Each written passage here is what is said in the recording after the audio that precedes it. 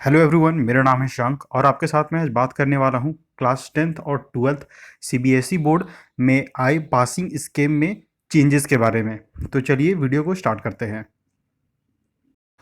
तो ये न्यूज़ है, ये सीबीएसई की तरफ से आ रही है।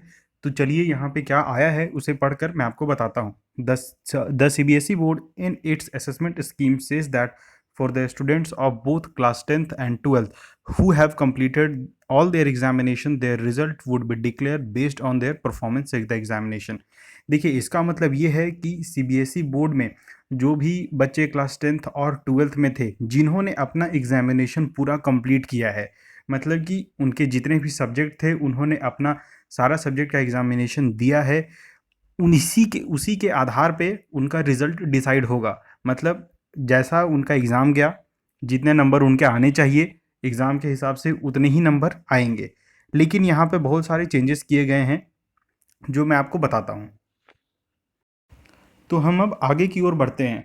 For the students who have appeared in the exams in more than 3 subjects, the average of the marks obtained in the best 3 performing subjects will be awarded in the subjects whose exams have not been conducted। तो यहाँ पर ये कहा जा रहा है उन बच्चों के बारे में जिन्होंने अपना एग्ज़ाम कंप्लीट नहीं दे पाया है।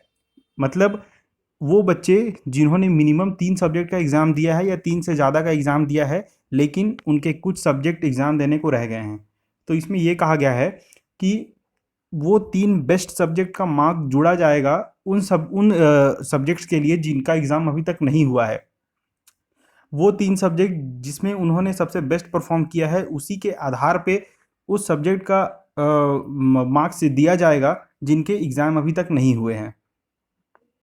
तो यहाँ पर एक और न्यूज़ है, ये मेनली दिल्ली के बच्चों के लिए है, या ये शायद सभी सीबीएसई बोर्ड के बच्चों के लिए एप्लीकेबल है।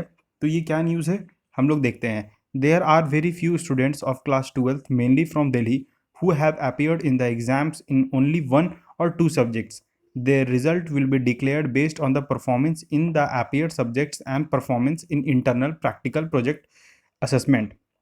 तो यहाँ पर ये कहा जा रहा है कि बहुत सारे बच्चे ऐसे हैं जिन्होंने सिर्फ 1 या 2 सब्जेक्ट का एग्ज़ाम दे पाया है। तो उनके लिए ये क्या स्कीम निकाली गई है कि कि जो बेस्ट सब्जेक्ट हैं उनके आधार पे बाकी बचे सब्जेक्ट का जिनका एग्ज़ाम वो नहीं दे पाए हैं, उनमें उसी के आधार पे नंबर दिया जाएगा।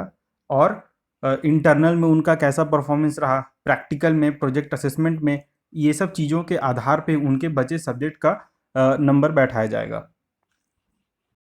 यहाँ पर एक और न्यूज़ है उन बच्चों के लिए जो अपना परफॉर्मेंस सुधारने के लिए जो फिर से एग्ज़ाम होती है उसके लिए वो देना चाहते थे। तो मैं ये बता दूँ, उनका भी रिज़ल्ट उन बच्चों के साथ आएगा जो नॉर्मली अपना एग्ज़ाम क्वालिफ़ाई किए हैं। जी थैंक यू, आज के लिए बस इतना ही। हमारे चैनल को आप सब्सक्राइब कर लें ताकि सीबीएसई बोर्ड से जुड़ी सारी जानकारी आप तक पहुंचती रहे। Thank you.